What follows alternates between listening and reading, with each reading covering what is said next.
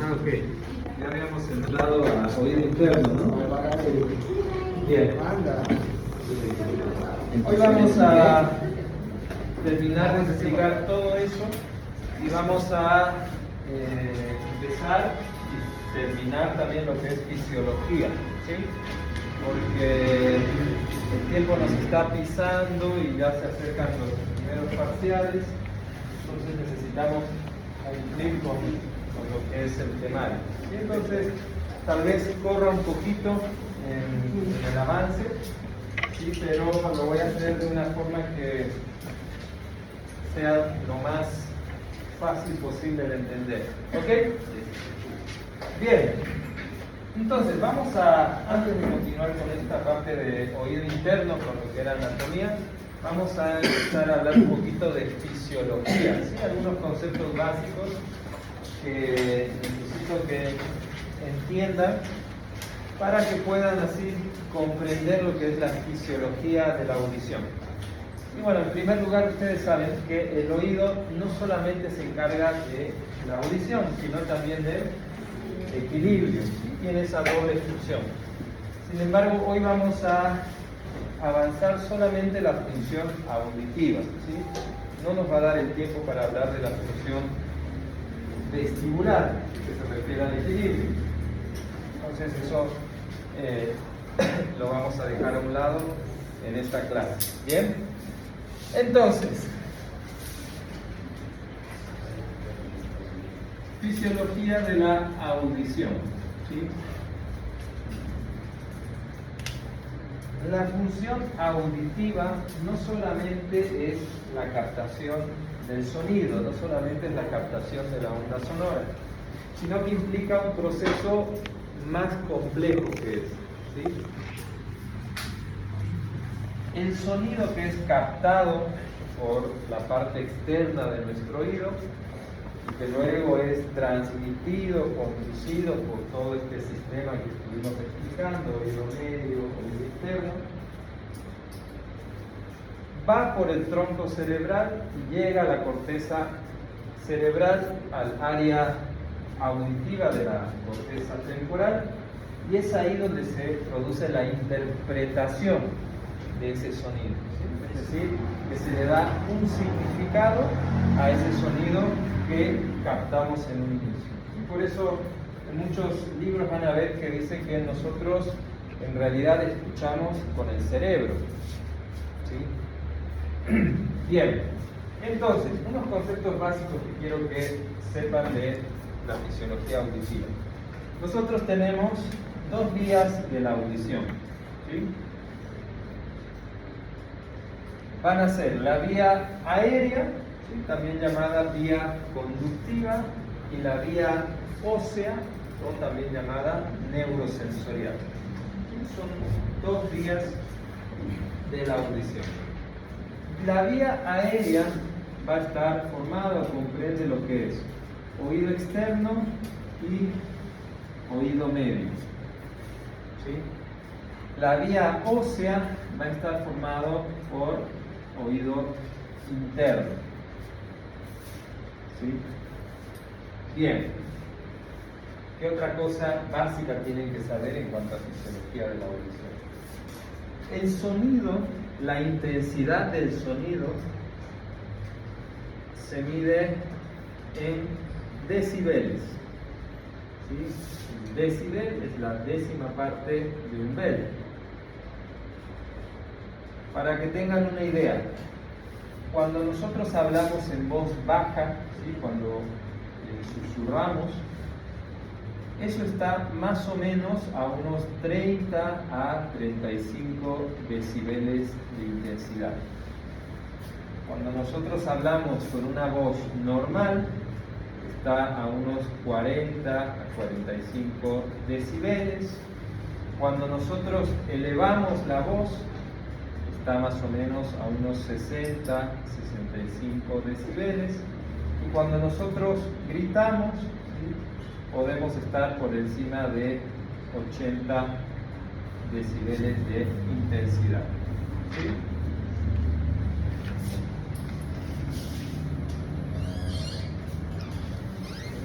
Bien, entonces, otra cosa que deben saber es que nosotros escuchamos diferentes tonalidades de sonido, ¿sí? Estas tonalidades de sonidos en el oído humano, ¿sí? El oído humano puede captar de 250 Hz, que es la unidad de medida del tono del sonido, hasta 4000 a 6000 Hz. ¿Sí? También se puede medir en ciclos por segundo. Entonces, los tonos de 250, 500 son tonalidades graves. A partir de 1000, 2000, 4000 son tonalidades agudas. Entonces tenemos toda esa escala tonal que puede escuchar el oído de un ser humano. ¿Cuál es el estudio audiológico que nosotros utilizamos para medir la capacidad auditiva del paciente? Es la audiometría tonal, ¿sí?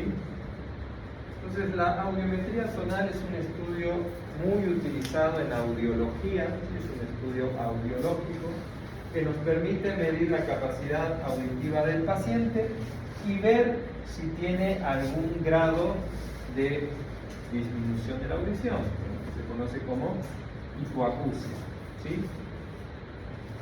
Entonces, una audición normal, ¿sí? Una audición normal está entre menos 10 decibeles a 20 decibeles, ¿sí? Tanto para lo que son tonos graves como tonos agudos, ¿sí? Entonces, en toda la escala tonal de sonidos, nuestra audición tiene que estar en este rango de intensidad. Si está por debajo de estos 20 decibeles, ya hablamos de un posible cuadro de hipoacusia, ¿sí? Bien. Entonces, volviendo a lo que son la vía aérea y vía ósea de la audición, ¿cuál creen que es mejor? ¿Qué vía de la audición es mejor, la vía aérea o la vía ósea? La ósea. ¿Por qué? ¿Por qué creen que es mejor la vía ósea? ¿Por qué piensan que es mejor? Porque no puede existir el oído externo. ¿Por qué qué?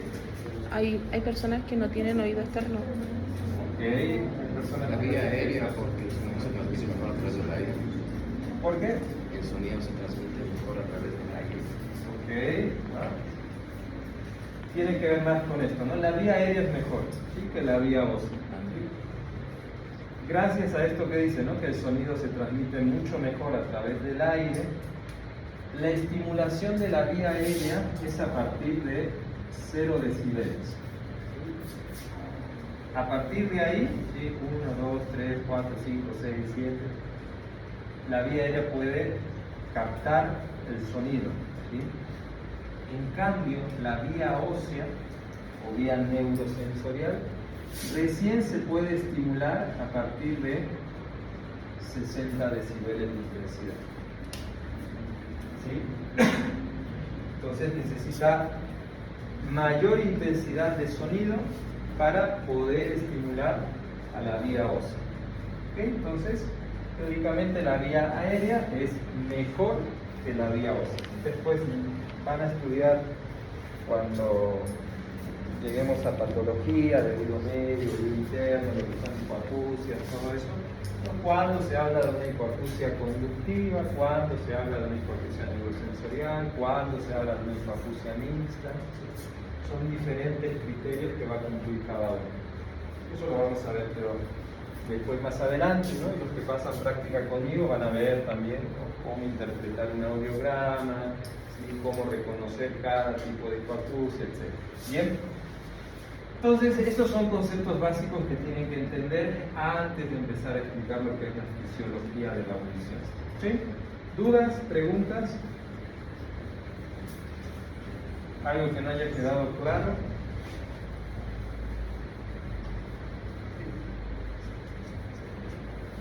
Bien. Entonces vamos a ir explicando parte por parte cuál es la función que va a tener nuestro oído. Vamos a empezar por lo que es oído externo, ¿sí? Habíamos dicho, oído externo está formado por el pabellón auricular, ¿sí? Y el conducto auditivo externo. Bien, entonces, ¿cuál va a ser la función de el oído externo? La función del oído externo, si hablamos de lo que es el pabellón auricular, va a ser la captación de la onda sonora. Nosotros, el ser humano, tiene una audición binaural, ¿sí? Eso le da cierta ventaja en la localización y orientación, ¿no? Personas que tienen una audición monoaural, no es que no puedan hacer sus actividades cotidianas, no puedan estudiar, lo pueden realizar, ¿no? Tienen una hipoacusia unilateral, pueden desarrollarse normalmente, pero tienen un retraso, ¿no?, en la ubicación, en la localización del sonido. Por eso lo adecuado, lo mejor, lo más fisiológico es la audición binaural. Bien, entonces, nuestros pabellones auriculares son como antenas que van a captar la onda sonora, y esta onda sonora va a viajar a través del conducto auditivo externo, ¿sí? Como todo conducto, la función de un conducto es conducir, ¿no? Entonces, esa va a ser la función principal en cuanto a la audición. El conducto auditivo también tiene una función de protección, ¿sí? Gracias a la forma y el tamaño que tiene, es muy difícil introducir objetos, incluso un dedo de nosotros no entra a través del conducto, ¿no? Y esto es un mecanismo de protección para las estructuras más profundas de nuestro oído, ¿no? Esta forma que tiene, ¿no?, de S itálica, estas curvaturas, ¿no? Incluso para hacer una otoscopía, ¿sí?, se nos dificulta por las curvas que tiene el conducto, ¿no? Por eso hay ciertas maniobras, que vamos a ver en la práctica, ciertas maniobras que nos ayudan a corregir esas curvas, a rectificar el conducto. ¿Sí? Entonces, protege al oído primero gracias a su forma. Luego, habíamos dicho que en este tercio externo del conducto auditivo, ¿qué estructuras van a ver? Eso, ceruminosas y folículos pilósitos, ¿no? Entonces, esta parte de la entrada al conducto también juega un papel muy importante en lo que es la protección, ¿sí? Lo que les decía la vez pasada, ¿no? Hay personas que se obsesionan con tener el oído excesivamente limpio, ¿no? Ven un poquito de cerumen y dicen, no, pues tiene que limpiarse totalmente. Y eso no está bien, ¿sí? Porque el cerumen tiene una función dentro del conducto auditivo externo. Tiene una función de lubricación, ¿sí?, y tiene una función protectora. Gracias a su consistencia, que es pegajosa, ¿no?, ayuda a atrapar las partículas, el polvo, insectos pequeños, etc. ¿Sí? Entonces, tiene una función de protección dentro del oído. Y aparte, tiene un pH que es relativamente ácido, ¿sí? Y ese pH ácido impide que los microorganismos que nosotros tenemos dentro del conducto auditivo, todos tenemos microorganismos, ¿sí?, bacterias, hongos, puedan crecer, puedan proliferar dentro del conducto, ¿sí? Entonces, una limpieza excesiva del cerumen puede llevar a cuadros de primero dermatitis o a cuadros de inflamación e infección, ¿sí? Entonces, es normal y es necesario tener cierta cantidad de cerumen. Ahora, obviamente, cuando ese cerumen es excesivo, ¿no? Y obstruye, tapona la luz del conducto, bueno, ahí sí ya puede ocasionar problemas, ¿no? Sobre todo problemas de audición, ¿no? Pero esos son casos excepcionales, ¿no? No es algo común, ¿no? Habíamos dicho que el oído tiene un proceso de autolimpieza, ¿no? O sea, la cera se va eliminando de forma espontánea cada cierto tiempo junto con la piel que se va descamando, ¿no? Pero bueno, entonces es importante tener cierta cantidad de cerumen dentro del conducto auditivo externo. Bien, entonces, cuando la onda sonora ingresa dentro de nuestro conducto auditivo externo, la estructura que va a tener los 2/3 internos van a facilitar la transmisión del sonido y van a impedir que pueda perder intensidad esa onda sonora. ¿Por qué? Porque habíamos dicho que estos 2/3 internos, ¿de qué están formados? Hueso, ¿no? Piel y hueso, ¿sí? Prácticamente piel y hueso.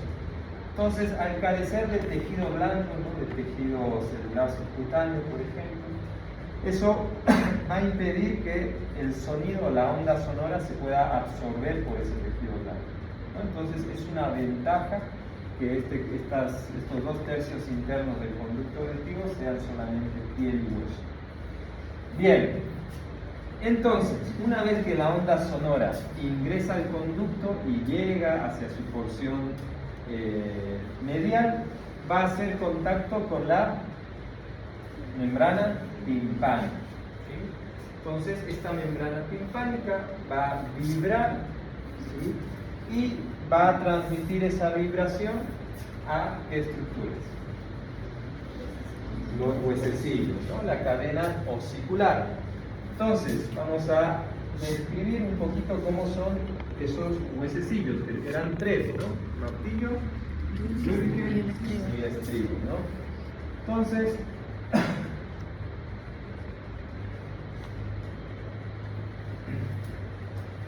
tenemos el martillo, ¿sí? ¿Cuáles van a ser las partes del martillo? Vamos a tener la cabeza, tenemos el cuello, tenemos el mango, tenemos la apófisis anterior y tenemos la apófisis lateral. El mango va a terminar en una porción aplanada que recibe el nombre de espátula. ¿Sí? Y esto es lo que va a formar el umbo, o también denominado ombligo, en la membrana timpánica, que habíamos dicho en la clase pasada. Entonces, el martillo se va a articular con la membrana timpánica a través de lo que es el cuello y el mango del martillo, ¿sí? ¿La cabeza se articula con el tímpano? No, no se articula, ¿no? La cabeza, acuérdense, estaba en una posición más superior, a nivel del, ¿cómo se llamaba esa parte superior de la caja timpánica? Epitímpano, ¿no? O ático. Entonces, la cabeza va a estar a ese nivel. Luego tenemos el siguiente huesecillo, que es el yunque, que de los 3 es el huesecillo más voluminoso. El yunque va a tener un cuerpo y va a tener una apófisis o rama corta y una apófisis o rama larga. La apófisis o rama corta se va a apoyar sobre una fosa en la pared posterior de la caja timpánica. No sé si se acuerdan cómo se llamaba esa fosa. ¿No? En el retrotímpano, en la pared posterior, había un orificio que era el adytus ad antrum y por debajo había una fosita ósea. Fosa incudis. Eso, la fosa incudis, ¿no? Entonces, esta rama corta o apófisis corta del yunque se va a apoyar sobre la fosa incudis. La rama larga del yunque se va a dirigir hacia inferior y luego va a cambiar de dirección hacia medial para terminar en lo que se conoce como apófisis estapedial, que se va a articular con el estribo. El estribo es el huesecillo más pequeño de la cadena osicular. Va a estar formado por una cabeza, un cuello, una rama anterior, una rama posterior y la platina del estribo. Entonces, el martillo se va a articular a través del cuello y el mango con la membrana timpánica y van a formar la apófisis tímpano. ¿Cómo la llamarían? Tímpano malleolar. ¿Sí? Tímpano malleolar. La superficie posterior de la cabeza del martillo se va a articular con la cara anterior del cuerpo del yunque y van a formar la articulación, ¿cómo la llamaría?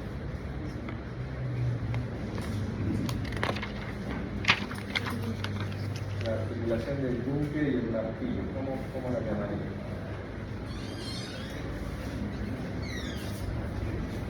Es la articulación incudo-malleolar. Incudo-malleolar. Y el yunque se va a articular con la cabeza del estribo y van a formar la articulación, ¿cómo llamarían esto? Incudo.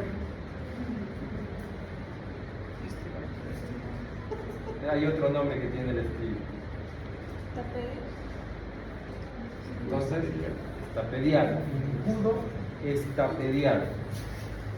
Y la platina del estribo, que tiene forma oval, ¿con qué se va a articular? Con la ventana oval. Con la ventana oval, ¿no?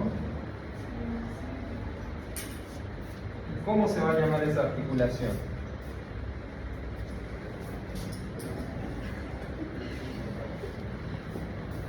Esta ventana oval, ¿a qué nivel está del oído interno? Superior. ¿Cuáles son las partes del oído interno? Está Cóclea. inferior o no? Inferior. Vestíbulo y... Ok, ¿la ventana oval? Inferior. No. Vestíbulo. Ok, entonces es articulación estapedio vestibular. ¿Sí? Estapedio vestibular. Bien. Entonces,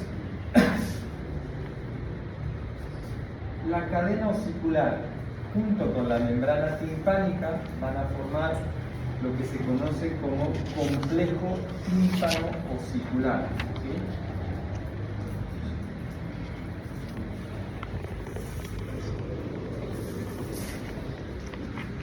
Entonces vamos a dibujar aquí la cadena osicular.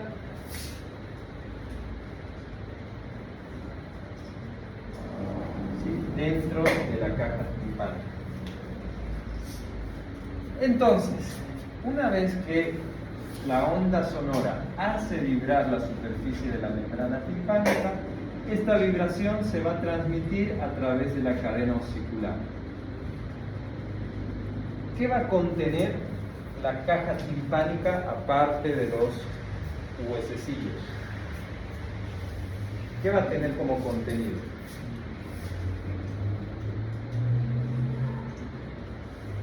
¿Algún líquido? ¿Eh? ¿Algún líquido? ¿Crees que va a tener algún líquido? Vía aérea. ¿Por qué está formada la vía aérea? ¿Qué parte es del oído? El oído externo y el CAE. Oído externo y CAE. Conducto. y falta algo más.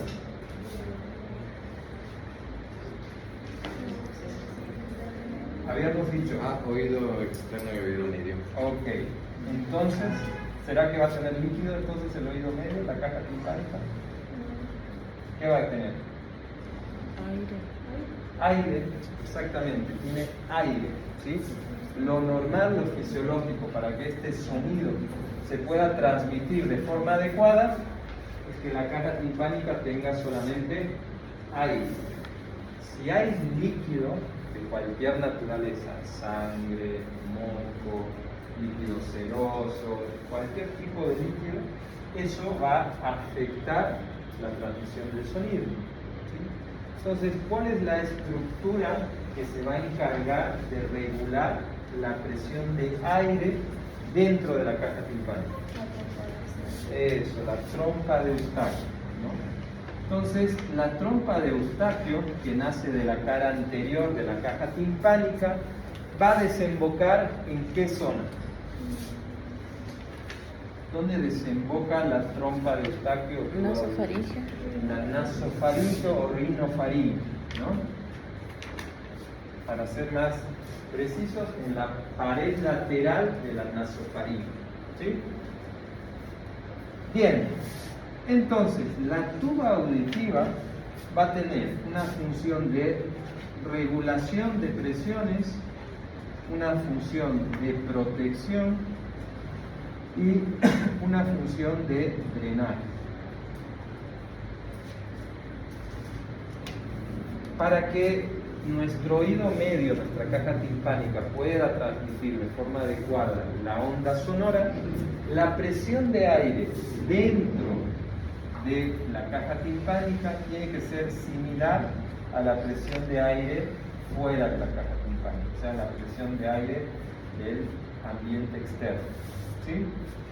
Entonces aquí era lo que les comentaba la clase pasada, ¿no? Que seguramente a muchos les pasó cuando viajaron a un lugar más alto o viajaron en avión o entraron al agua y empezaron a bucear. ¿Qué es lo que suele pasar? Se tapan los oídos. Se tapan los oídos, ¿no? ¿Y qué es lo que suelen hacer para aliviar esa sensación? Bostezar, tragar saliva, masticar. ¿Y por qué eso alivia esa sensación de oído tapado? ¿Por qué creen? Porque enviamos presión Que abre la trompa de Eustaquio. ¿Y gracias a qué se abre esa trompa de Eustaquio? por la presión. ¿A qué músculo? Eso, ¿no? Entonces, habíamos dicho que la tuba auditiva tiene 3 tercios, ¿no? Un tercio posterior, que es óseo, sí, es hueso, y 2 tercios anteriores, que son fibrocartilaginosos, ¿sí? Al revés de lo que era el conducto auditivo externo, ¿no? El conducto auditivo externo era uno cartilaginoso y 2 óseos. Aquí es al revés, uno óseo y 2 cartilaginosos. Entonces, perdón. En la porción cartilaginosa de la tuba auditiva, si acuérdense, la tuba auditiva mide aproximadamente unos 3 a 3,5 centímetros. Va de arriba hacia abajo, de adelante, de atrás hacia adelante, ¿sí? Entonces, en su porción fibrocartilaginosa se van a insertar unos músculos que se denominan músculos periestafilinos, ¿sí? Interno y externo, o más conocidos como el elevador y el tensor del velo del paladar, ¿sí? Entonces, la tuba auditiva es un conducto que está cerrado, todo el tiempo está cerrado. ¿Sí? ¿Por qué cuando bostezamos o tragamos saliva o masticamos, por qué se contrae este músculo? ¿Qué es lo que va a hacer? ¿Qué es lo que hace? ¿Alguna vez cuando estaban comiendo, les dio tos o quisieron hablar al mismo tiempo que querían tragar y la comida se les fue a la nariz? Sí, alguna vez les habrá pasado, ¿no? No es algo muy común, pero alguna vez puede pasar. ¿Por qué creen que fue eso? ¿Por qué pasa eso? Porque seguramente quisieron hablar, ¿sí? Para hablar el velo del paladar tiene que estar abajo, pero para tragar, ¿sí? Tiene que estar arriba, ¿no? El velo del paladar se eleva para cerrar la porción inferior de la nasofaringe, ¿sí? Y eso ayuda a que los alimentos no suban a la nasofaringe y se vayan hacia la nariz, ¿sí? Entonces, cuando ustedes tienen esa sensación de oído tapado y tragan saliva o bostezan, se eleva el velo del paladar, ¿sí? Y se tensiona. Y al hacer eso, o eso se produce gracias a la contracción de estos músculos peristafilinos. Y esa contracción va a ser la encargada de aperturar, de abrir la tuba auditiva. Entonces, si aquí adentro había una presión de aire menor a la presión de aire externa, al abrirse, como aquí va a haber una presión de aire mayor, ese aire va a entrar dentro de la caja timpánica y va a igualar las presiones en ambas partes, ¿no? Y ahí es donde se va a sentir el alivio de ese síntoma, de esa molestia de oído tapado. ¿Ok? Entonces, ese es el mecanismo por el cual, cuando uno bosteza, traga saliva, mastica chicle, etc., alivia la sensación de taponamiento. ¿Sí? Luego tiene una función de protección. ¿Sí? Esta función de protección, gracias a que la mayor parte del tiempo la tuba auditiva está cerrada, gracias a la posición que tiene la tuba auditiva, eso hace muy difícil que lo que hay en la nasofaringe pueda subir hacia la caja timpánica. La caja timpánica es una cavidad estéril, ¿sí? En cambio la nasofaringe no, porque puede contaminarse con comida, ¿no? Hay bacterias, virus, etc. ¿Sí? Entonces, imagínense si esto estuviera abierto todo el tiempo, ¿no? Es muy fácil que todo lo que contamina esta zona pueda subir hacia la caja timpánica y producir una infección, ¿no?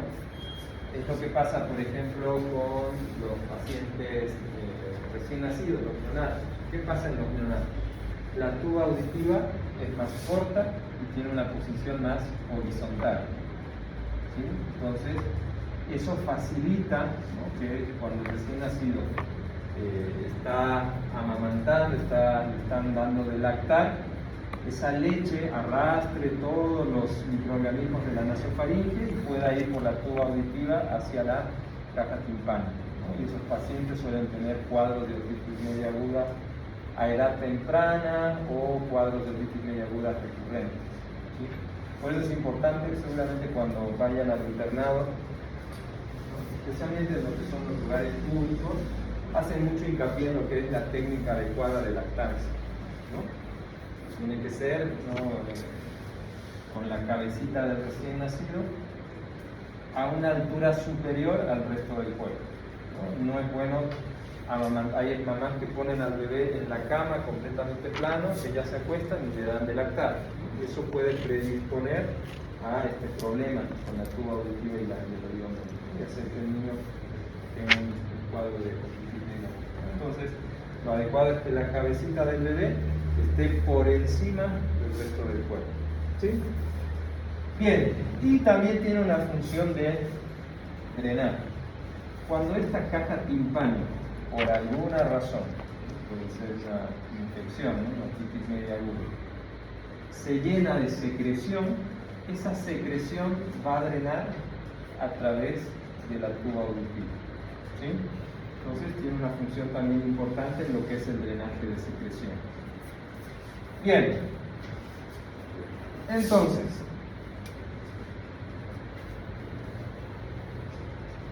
habíamos explicado la vez pasada, ¿no?, sobre lo que era el oído interno, especialmente la cóclea, ¿no? Habíamos dicho que la cóclea tiene dos cavidades o dos laberintos, un laberinto óseo y un laberinto membranoso. ¿Sí? Esto pasa en todos los niveles del oído interno: cóclea, vestíbulo y conductos semicirculares. ¿Sí? Ahora nos centramos más en la cóclea porque estamos explicando qué es la función auditiva. ¿Sí? Entonces, habíamos dicho que la cavidad superior o rampa superior recibe el nombre de rampa vestibular. Y habíamos dicho que la inferior recibe el nombre de rampa timpánica. Y teníamos la cavidad media o rampa media que recibe el nombre de rampa coclear. Bien. Vamos a dibujar esto un poquito más arriba.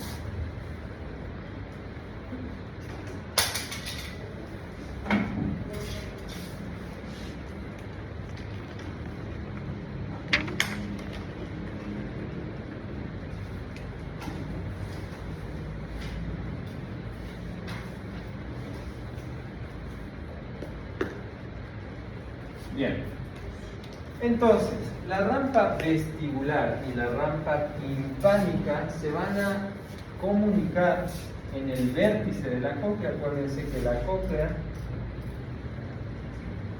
habíamos dicho que da vueltas, ¿sí?, se enrolla sobre un eje óseo que se llamaba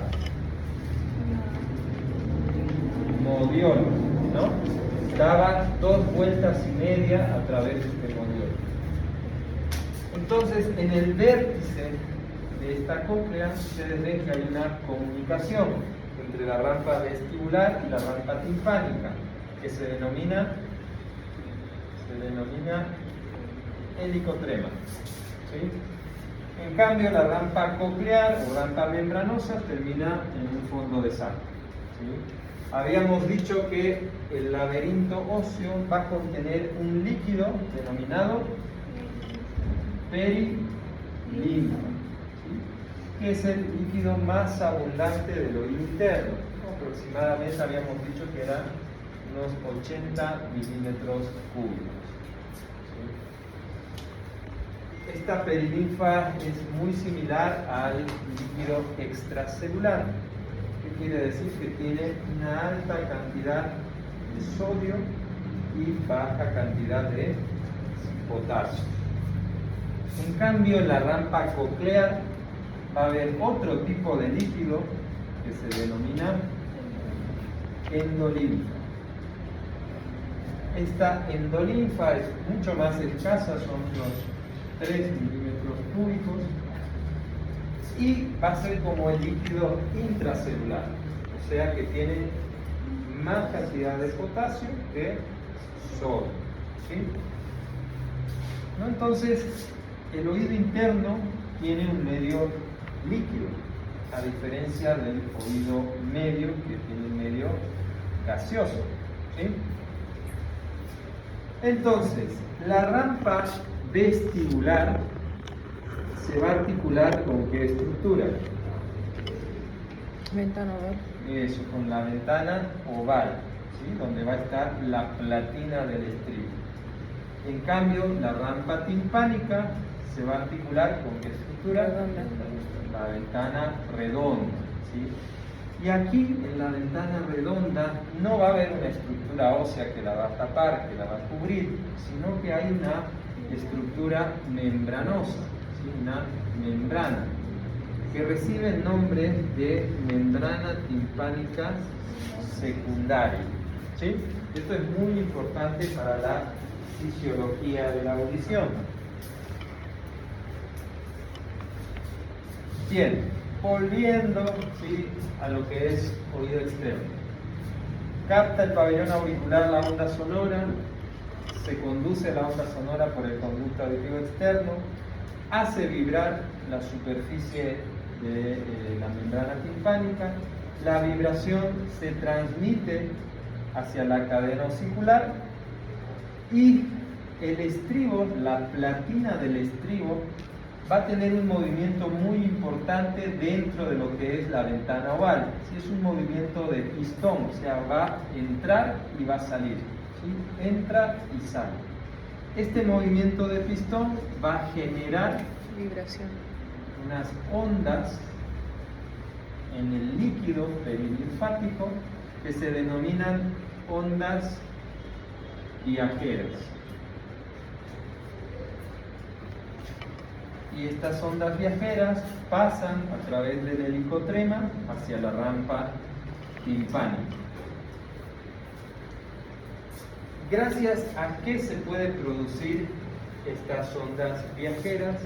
Gracias a la presencia de la membrana timpánica secundaria. ¿Por qué? Si esto fuera sólido, si fuera óseo, ¿sí?, no podría haber ese movimiento de líquido, ¿no? Los líquidos no se pueden comprimir. Entonces se generaría energía térmica, calor, y ese calor podría dañar las estructuras dentro del oído interno.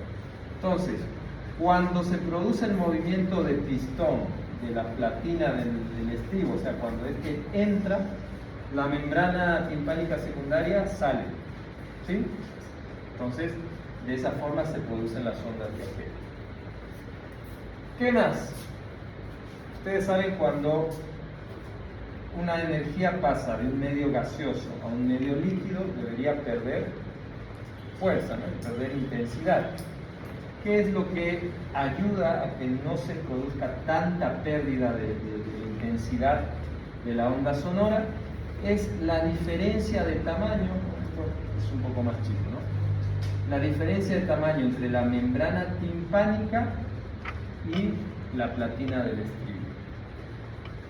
Más o menos entre una y otra hay una diferencia de 20 a 1. ¿No? Entonces, la fuerza o la onda sonora que hace vibrar la superficie de la membrana timpánica se va a concentrar en una superficie más pequeña y no va a perder intensidad. Si la platina del estribo con la ventana vestibular o la ventana oval fuera de un tamaño similar a la membrana timpánica, la energía cuando pasa a través de la cadena sería más baja. Y al pasar a un medio líquido se bajaría aún más, ¿no? Entonces la diferencia de tamaño entre ambas superficies es lo que permite que no se pierda tanta intensidad de la onda sonora. Si dentro de la caja timpánica habría líquido, ¿sí?, la pérdida sería aún más, ¿no? Por eso en patologías como una otitis media aguda, una otitis media serosa, un hemotímpano, ¿sí?, donde la caja timpánica se va a llenar de líquido, uno de los síntomas que va a tener el paciente es hipoacusia. ¿Qué tipo de hipoacusia va a ser? Si tenemos una conductiva, ¿sí? Puede ser vía aérea o conductiva. Oído medio pertenece a la vía aérea o conductiva, entonces la hipoacusia es de tipo conductivo, ¿no? Entonces es muy importante que se conserve la presión de aire dentro de la caja timpánica. Ahora, ¿qué pasa cuando el estímulo sonoro es de muy alta intensidad? A partir de los 80 a 85 decibeles ya se puede producir trauma acústico, o sea, el sonido puede producir daño a las estructuras del oído interno, ¿sí? ¿Qué es lo que va a impedir o qué mecanismo de protección tenemos nosotros para impedir este trauma acústico? Habíamos dicho que dentro de la caja timpánica hay dos músculos. ¿Se acuerdan cuáles eran? El músculo. El músculo estapedial. Y el otro, el tensor del El tímpano. tímpano, ¿sí? El músculo tensor del tímpano se inserta aquí en el cuello del martillo y el músculo estapedial en lo que es el cuello del estribo. Entonces, cuando nuestro oído percibe sonidos de más de 80, 85, 90 decibeles, el cerebro manda una señal al nervio facial, que es el que inerva el músculo estapedial, y al nervio trigémino, que es el que inerva el músculo tensor del tímpano, para que se contraigan. Y al contraerse van a volver más rígida la cadena auricular, haciendo que la onda sonora no se transmita con la misma intensidad. Entonces, eso es un mecanismo de protección que tenemos frente a sonidos intensos de más de 85 o 90 decibeles. Pero esto es un reflejo que no es continuo, ¿sí? No es infinito, no es que siempre lo vamos a tener, porque si no, no existiría el trauma acústico, ¿no? Esto se va gastando, este reflejo, ¿sí? Funciona bien la primera vez, pero si seguimos estimulando a ese oído con sonidos intensos, ¿no? El reflejo se agota y el oído interno recibe todo el daño de esa intensidad de sonido. ¿Sí? Entonces es un mecanismo de protección, pero que no dura mucho tiempo. Bien, entonces, cuando se producen estas ondas viajeras, primero en la rampa vestibular y luego en la rampa timpánica, esto va a producir la estimulación de la rampa coclear. Algo más que les quería, que es interesante. En ocasiones, ¿no? Hablando de este tímpano secundario, ¿no? Habíamos dicho, cuando la platina entra, el tímpano secundario sale, ¿sí? En ocasiones, cuando la membrana timpánica tiene una perforación considerable, ¿sí? Puede producir un cuadro de hipoacusia. ¿A qué se debe este cuadro de hipoacusia? ¿Por qué hay hipoacusia cuando hay perforación timpánica?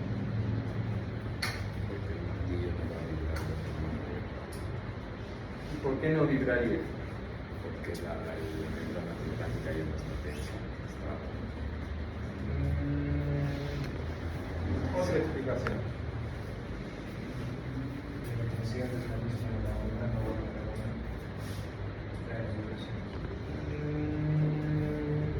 Más o menos, puede ser, puede ir por ahí. Hay pérdida de sonido por el mismo hoyo de la membrana. No es tan así. A ver, primero, cuando llega la onda sonora, vibra toda la superficie de la membrana, ¿sí? Los 65 milímetros cuadrados, ¿no? Entonces, mientras menos superficie haya para vibrar, menos se va a transmitir esa vibración a la cadena auricular, ¿sí? Por eso les digo, tiene que ser, no pasa tanto en perforaciones puntiformes, que son como puntitos, pero sí en perforaciones de más del 25%. Entonces, si hay menos superficie que vibra, va a haber menos sonido que se va a transmitir. Y segundo, cuando llega el sonido, ¿sí? Y hace vibrar la cadena auricular, el sonido que va a pasar a través de la perforación va a estimular el tímpano secundario, o sea, lo va a presionar, ¿sí? O sea, lo mete hacia adentro. Redundante, pero bueno. Y cuando la platina del estribo entra dentro de la ventana oval y esta membrana va a estar también metida dentro de la ventana redonda, no se va a producir la onda viajera con la misma intensidad que si no habría esta perforación. O sea, ambas, en lugar de que una entre y la otra salga, con la perforación las dos van a entrar. ¿Sí?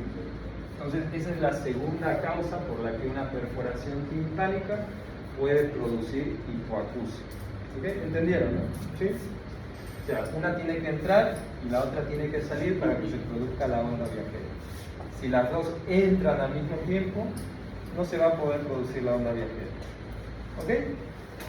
Bien, entonces, si nosotros agarramos esta cóclea y la cortamos en un sector, ¿no? En esta espira basal, por ejemplo, vamos a tener lo siguiente.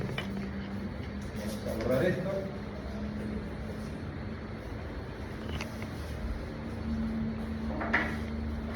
Vamos a tener a nuestra cóclea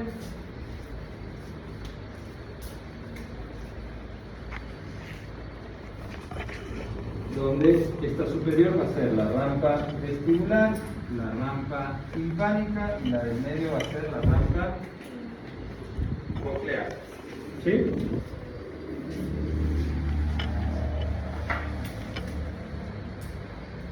¿Sí? ¿Entienden? ¿No? Agarramos esta espira de la cóclea, que es como un tubo, y lo cortamos. Y estamos viendo el interior de ese tubo. ¿Sí? Entonces, aparte de endolinfa, ¿qué va a tener nuestra rampa coclear? Tiene una estructura muy importante para la audición que se denomina el órgano de la audición, que es el órgano de Corr. ¿Sí? El órgano de Corr. El techo de esta rampa coclear recibe el nombre de membrana de Reisner. El piso de esta rampa coclear recibe el nombre de membrana basilar. Y en la parte externa va a haber una estructura que se denomina estría vascular. Esta estría vascular está relacionada con la reabsorción y la producción de líquido endolinfático.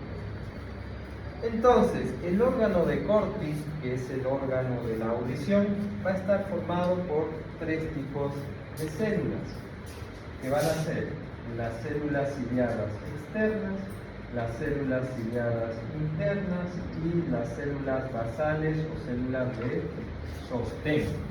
¿Sí?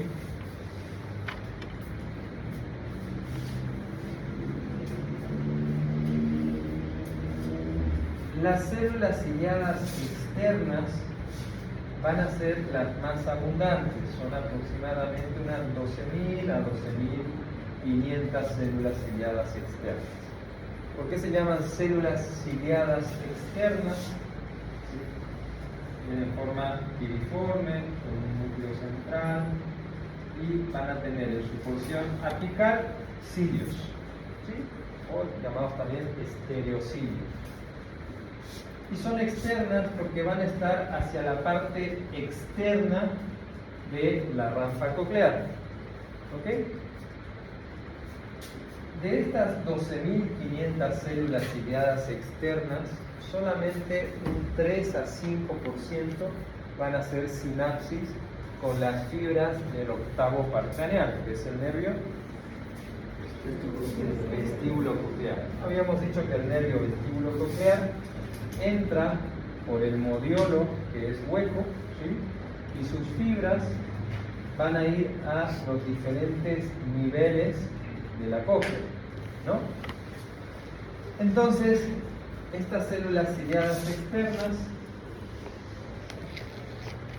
¿sí? Que van a estar acomodadas en la parte externa de la rampa coclear en filas de 3, van a estar apoyadas sobre las células basales o células de sostén. Y las células ciliadas internas, que son aproximadamente unas 3.000, también van a recibir su nombre porque están hacia el lado interno de la rampa coclear y también van a tener en su superficie apical estereocilios. Pero a diferencia de las células ciliadas externas, casi la totalidad de las células ciliadas internas van a hacer sinapsis con las fibras aferentes, ¿sí? Del octavo par craneal. ¿Okay? Por eso se dice que las verdaderas células sensoriales del oído interno son las células ciliadas internas. ¿Sí? Y por encima hay una masa gelatinosa que recibe el nombre de membrana tectóide, que está formado por glucoproteínas y proteoglucanos. ¿Sí? Bien, entonces, ¿cómo va a funcionar esto? Cuando la onda viajera pasa por el helicotrema y llega a la rampa timpánica, esta onda viajera va a movilizar a la membrana basilar de la rampa coclear. Esta movilización de la membrana basilar va a hacer que hagan contacto los estereocilios de las células ciliadas externas con la membrana tectóide. ¿Sí? ¿Cuál va a ser la importancia que van a tener las células ciliadas externas? Si dijimos que las internas son las verdaderas células sensoriales, ¿sí? Las verdaderas células auditivas, ¿cuál va a ser la función de las células ciliadas externas? ¿Cuál creen que es la función de estas células ciliadas externas? Captar sonidos agudos. ¿Cómo? Captar sonidos agudos. ¿No? Tiene dos funciones importantes que van a ser la protección y la estimulación de las células ciliadas internas. ¿Sí? Acuérdense, habíamos dicho que el oído interno se va a estimular a partir, la vía ósea, perdón, se va a estimular a partir de qué intensidad. Ósea, 60 decibeles. 60 decibeles, ¿no? Entonces, cuando el oído interno recibe una onda sonora de unos 20, 30 decibeles de intensidad, o sea, menor a esos 60 decibeles, las células ciliadas externas se movilizan y sus estereocilios se empiezan a contraer para que haga ese contacto con la membrana tectórea y pueda movilizar a las células ciliadas internas. ¿Sí? Ayuda a aumentar la movilidad de la membrana tectórea para que se estimule los estereocilios de las células ciliadas internas. En cambio, cuando el sonido o la intensidad de la onda sonora es mayor a 60 decibeles, pasa lo contrario, la célula ciliada externa se deja de contraer, se deja de movilizar para que esa onda sonora no llegue con la misma intensidad y pueda dañar a las células ciliadas internas. ¿Sí? Entonces su papel de protección o su papel de estimulación va a depender de la intensidad del sonido. Este tipo de o esta situación con las células ciliadas externas, su afectación, su daño, su deterioro, se ve mucho en los pacientes con presbiacusia. ¿Qué es la presbiacusia?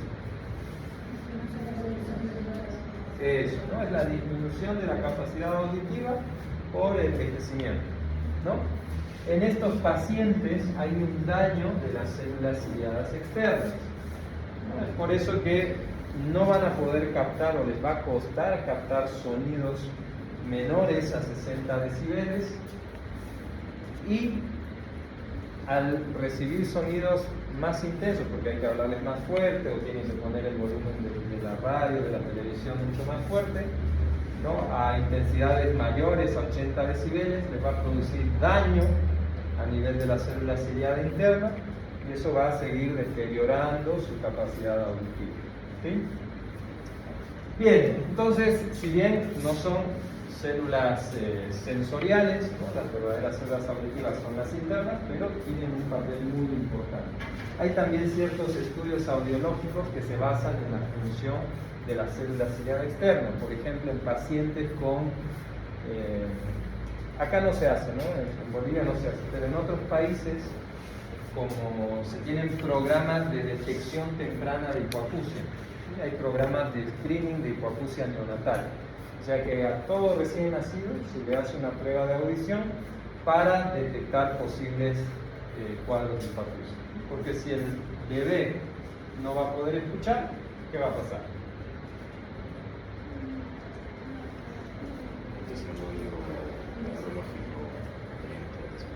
¿Okay? ¿Y qué no va a poder hacer? No va a poder hablar, ¿no? Porque el lenguaje depende de la audición, ¿no?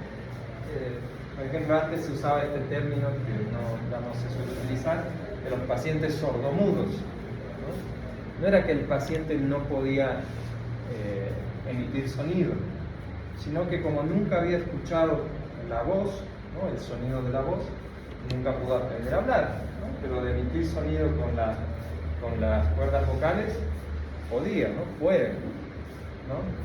Obviamente hay casos, ¿no? Excepcionales que tal vez tienen algún déficit de la musculatura de la lengua o de las cuerdas vocales, eso ya es otra cosa, ¿no? Pero la mayoría de estos pacientes que se les decía sordomudos, en realidad no eran mudos, sino que nunca habían aprendido a hablar, ¿sí? Pero emitir sonido, pueden emitir sonido.